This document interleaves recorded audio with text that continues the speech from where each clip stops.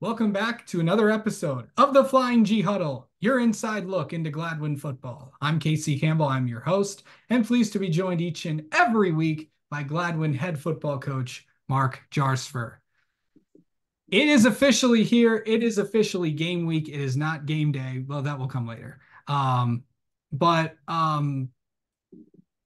we are here.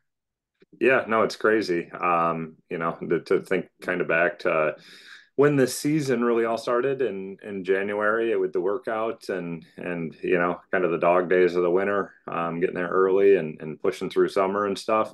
But it's good to be to this point. Obviously, my favorite season of the year is fall, and like you said, we're here. Yeah, it is another season of Flying G football is upon us. Kind of give I know we kind of did the pre-episode back in July, but kind of talk about how the summer kind of went and how did the scrimmage go as we lead into this first week. Yeah, we had a really good summer.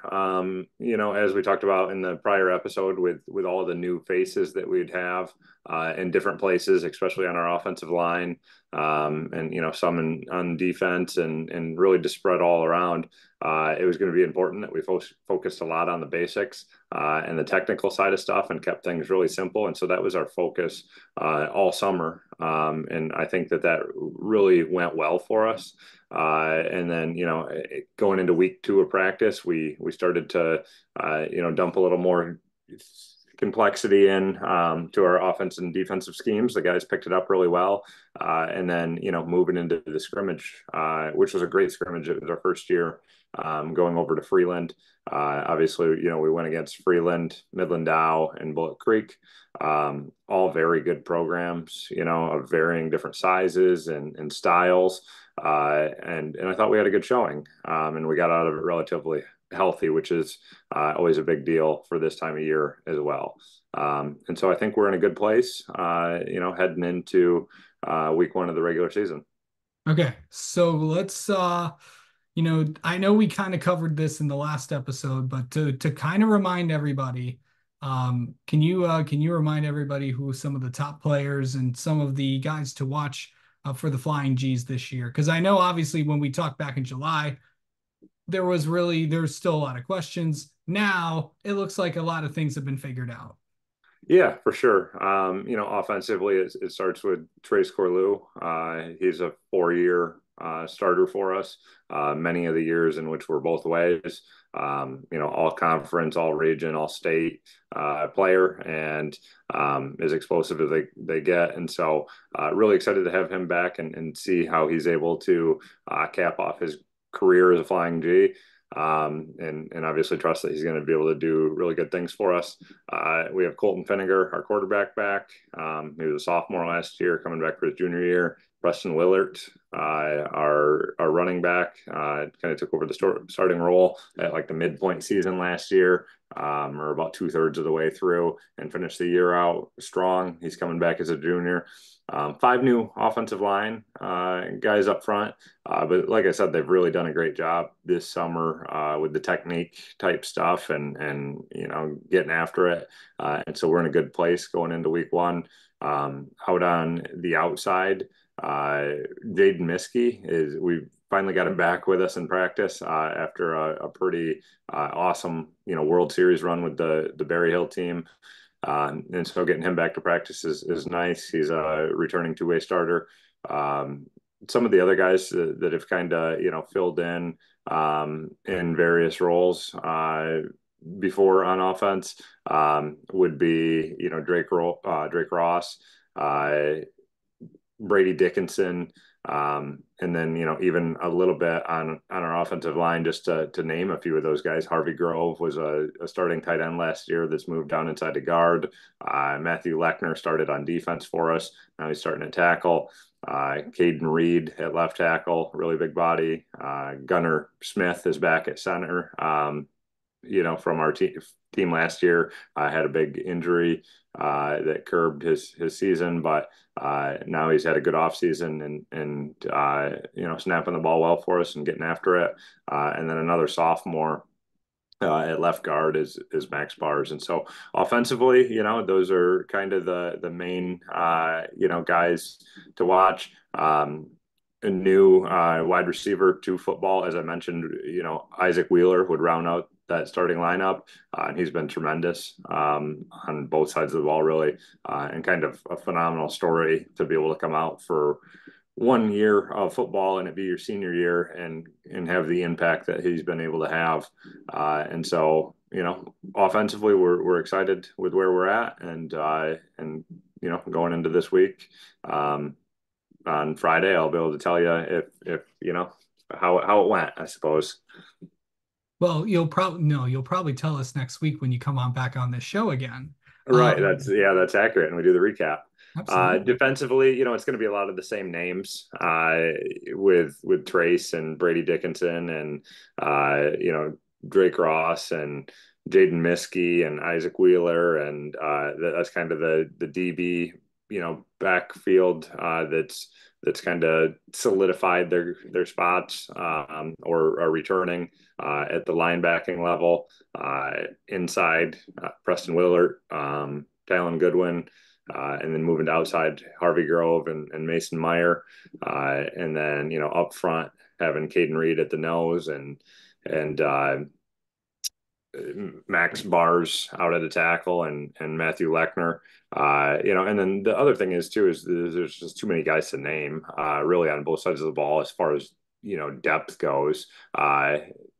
Because we're gonna, inevitably early in the year, when it's hot and stuff like that, we're gonna have to rely on a lot of those guys to come in and play serious reps. And so we think as a program, we're in a pretty good spot, and we had a good off season and the scrimmage went well. And so, getting back into the swing of things now is going to start to be, a lot of that mental preparation and studying and game plan and film and those sorts of things. So as long as we can transition into that stage of our season and do well with it, we should be positioned to have a good competitive season this year again. Yeah. What's special teams looking like? And so it's going to be obviously, a lot of those guys filling in a lot of the spots. But as far as handling the kicking duties, it's going to be Eric Rogo, dual sport soccer guy. We've had tremendous luck with dual sport, soccer kickers, Yeah. with Drayton and Anna, and now it's Eric's turn. And so he'll handle extra points and kickoffs, and he's had a good, summer and beginning of the season for us. And then in the punting game, right now we're using Trace Corlew, but occasionally we may use like a two punter set. And Isaac Wheeler will be in the mix for that too. And so kicking game is in good shape and in good hands. And then, on a lot of those coverage units and return units and stuff like that, it's a lot of the other guys that are filling in on those as well. Yeah. Okay. So I know. Okay. So that was the Spark Notes version of who's going to be out there for Gladwin. Now we have to talk. Can you remind everybody the schedule for this year? Yeah, so I mean, obviously, starting week one with Flint, Carman, Ainsworth is a big game for us. They're going to be, and we'll get into the preview, on that a little bit more. I'm sure here in a few minutes, but Yeah. they're just big, athletic, and that's obviously going to pose a tremendous challenge for us. Week two is Beaverton, which is our long rival school, dating back to the 1930s, I believe, is when we started playing for Butch. And so, that's always a great battle and great for our communities to get together for that event. Week three is Ogama Heights, who ended our season last year, and we always have great games with. Week four is Claire. Same type of thing. They have that long standing, you know, just years of tradition and excellence and always being competitive. And so they'll be ready. Standish Sterling is week 5. Another rival, of Gladwin, and a lot of great games over the years. And then round out the conference schedule with Shepherd and Bullet Creek. And, both of those teams have new head coaches. And we got to see Bullet Creek a little bit at the scrimmage. And, they're big and strong and kind of coming off from, their own great run last year to the regional final game. And so that rounds out our conference slate of the Division 1 side of the Jack Pine. And then week 8, of course, is the JPC crossover. And so we won't know who we're playing from the Division 2 side until after, week 7.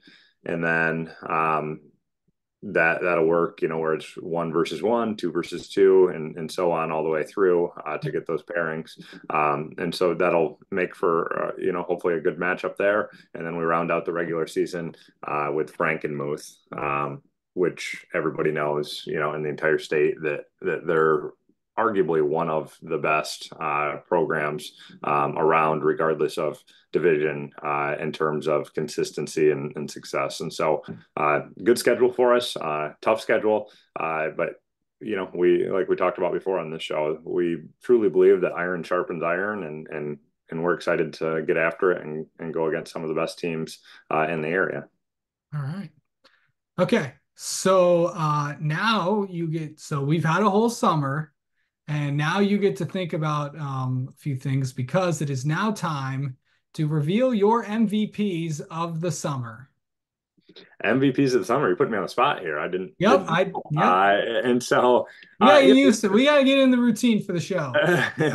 we've had a lot of guys that have had really good summers. Offensively, like I talked about, one of the more impressive things that I've seen in a long time is the way that Isaac Wheeler has been able to come on, from the soccer team, and I think he played football for a year or two in the youth program when he was young.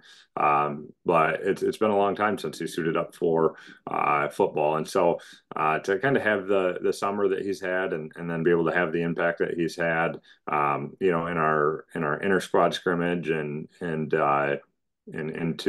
our scrimmage, a couple days ago, has been truly incredible.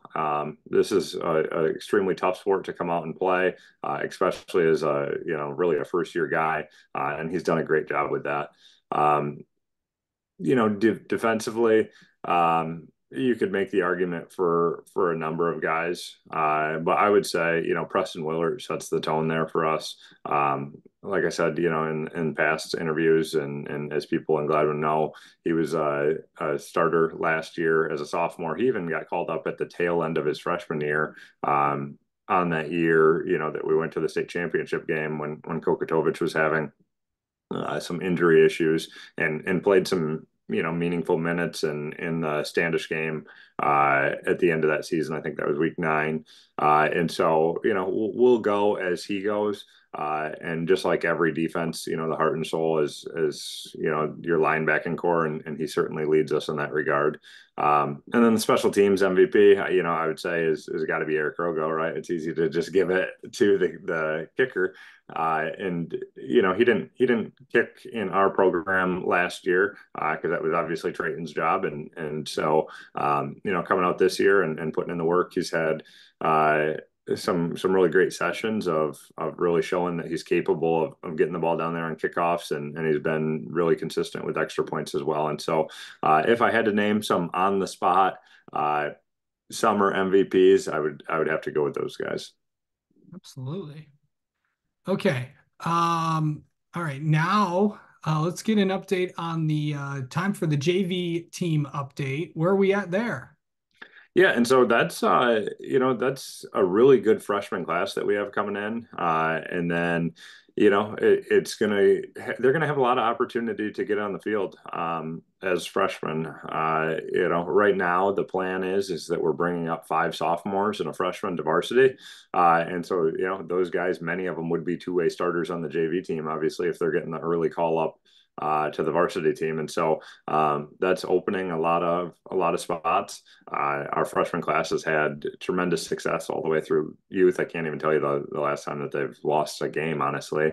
And so that'll be a good challenge for them coming to the JV team, and week in and week out having an opportunity to play against sophomores and other freshmen. Will certainly test them, and hopefully that they're able to stick with it and continue their successful ways. And so we're excited about where they're at right now. But it is a new offense and new defense for them, and so there's been a little bit of a learning curve there. And as I always say, at the end of the day, at that level, obviously we like to win games, and we try to do so. But the goal is always going to be on development of players, and trying to keep as many guys around and out for football, and learning and developing as we can. And so, meshing those two objectives, if we're able to do it successfully, obviously we'll win.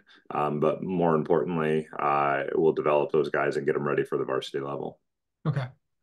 So also there's been a few things that have happened in the past few months since you've been on here. Of course, obviously one of the biggest ones was, of course, Gladwin you guys have taken over the middle school program. Yep. And so that's been really well, really good as well. They started practice last week, and so kind of worked their way through some of those early kinks as far as logistics and stuff like that.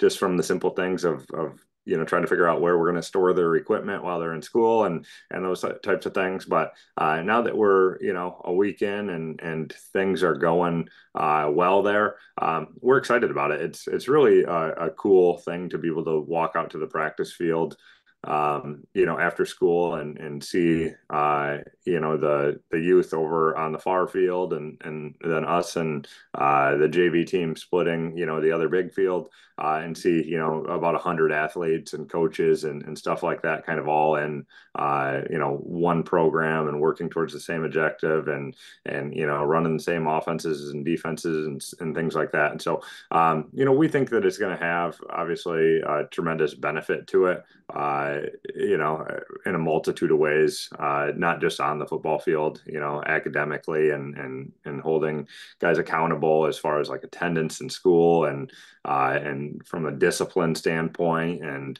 there's just so many positive benefits, and Jeff Demery and Phil Willert are our two head coaches at those levels, and they've done a phenomenal job so far. Corey Pullman, and he's a volunteer, and we're looking at bringing a few other guys on board to help with that. But just like any other new thing, when you take it on, you try to make it as smooth of a transition as possible, but there's inevitably going to be bumps in the road that you got to navigate. And so as of now, it's going great. But we do know that there'll be things that we have to navigate in these early years, and then hopefully we can make it a smooth sailing process going forward for us. And over the summer also, them obviously there was a big vote involving Gladwin schools. Of course, the community passed the operating millage for the district. So obviously that is huge news for you guys. Yeah, that's tremendous, and we do live in such a supportive community, and so it was never a doubt in my mind to see that get through, and obviously kids are going to be better because of it. And so having a school in Gladwin that academically competes with any in the area, and athletically gives students so many great opportunities, and even the different clubs and offerings that we have that are unique to Gladwin. Gladwin Schools is really doing great things, and the community support and stuff like that goes behind it. We should all be really proud of the things that we're offering for our kids, and the results that we're seeing because of it. Yeah. Now it's time to do one of our favorite segments from last year. It's where you talk about a staff member. Now you can talk about the same people you did last year because they may be still on, but now you have more people to choose from. Yeah, I think I'll because we'll have the show rolling, and this one's kind of fresh in my head from yesterday. It's actually a former staff member, and I'm going to talk about my brother again, because yesterday we had an opportunity to drive down to Toledo. Obviously, Ohio has already started, and they're in week one of their season. And he has left Gladwin, which he's always lived in Toledo, and he just commuted up on a weekly basis and lived actually back here on my couch and slept there week to week. And he'd drive back and forth to take care of his animals and stuff like that weekly. And so, getting closer to home for him and having the opportunity to take on a defensive coordinator role at a school like Toledo St. Francis de Sales is a big opportunity. I mean, crazy walking in and seeing that facility. They actually play at the Glass Bowl down at the University of Toledo. And so, he hooked us up, myself, Coach Emiett, Coach Williams. We all drove down yesterday because we had a rare free Friday to check that out. And it was just cool to see him doing his thing and kind of taking that next step in his coaching career. And he's always been a very impactful piece for us in Gladwin, and obviously, we're grateful for his time here. He was here with us, pretty much the entire journey. It's going to be weird on Friday nights because I've had him in my ear on a headset or around us coaching or myself coaching for as long as I've been doing it, really. We've kind of been in it together, so this will be the first year we're not talking to each other, on the headsets and stuff like that on Friday night. But it was cool, like I said, to just see him, walking the sidelines of a big school like that with tons of, pride and history and that kind of thing. And so, I would, if I had to talk about a staff member, or a former staff member, it would definitely be him. Yeah. So, all right. I know you kind of mentioned this early on, but it's time to preview week one. Flint, Carman, Ainsworth. I believe they are coming now, if I'm correct, home this week. So they are Yep. the first home game of the season. Yeah. Um, how exciting is that to open up the season at home against a really, really good team? Yeah, no, we love playing at Brockoff Field. As I've already mentioned earlier, our community is just, tremendously supportive, and it always shows out on game day, and it really creates a unique experience, having the fans all the way around the field. And there's nothing like hearing the band on Friday Night Lights, and we have one of the greatest bands in the area. And so when you get all of those things together, it just really is a unique, awesome experience, and we love playing at home. And so excited to open our season at home in the comfort of that environment. And fortunately, we get to play the first two on our field before we get on the road. And so that's awesome for us, and just being able to stay in our routine and kind of work some of the early season kinks out and that kind of stuff. So that's a big deal. I think whenever you get that opportunity to open at home. Flint Carman Ainsworth is a big school for sure. They're a Division II school. So more than double the amount of kids that we have. They're extremely big, and especially up front, they have a ton of athleticism.